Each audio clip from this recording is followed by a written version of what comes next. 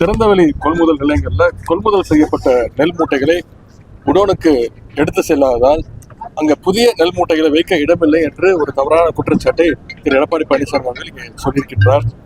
வழக்கமாக குறுவை சாகுபடி காலத்துல அக்டோபர் 1ஆம் தேதி தான் நெல் கொள்முதல் நிலையங்கள் பொதுவாகவே திறக்கப்படும். ஆனால் நம்முடைய ஆட்சியில சென்ற வருடத்திலிருந்து டெல்டா விவசாயிகளுடைய கோரிக்கை ஏற்று செப்டம்பர் 1ஆம் தேதி, அதாவது ஒரு மாதத்திற்கு முன்பாகவே இந்த நெல் கொள்முதல் நிலையங்களை நம்முடைய முதலமைச்சர் அவர்கள் திறக்க உத்தரவிட்டிருக்கிறாங்க.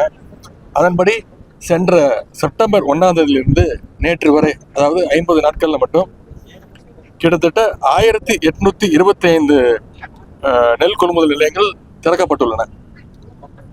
அதேபோல் நம்முடைய அரசு எடுத்த முயற்சியால் வரலாற்றிலே இல்லாத அளவிற்கு குறுவை சாகுபடி காலத்துல கிட்டத்தட்ட 50 நாட்கள்ல சுமார் 10 லட்சம் மெட்ரிக் டன் அளவுக்கு நெல் கொள்முதல் செய்யப்பட்டுள்ளது.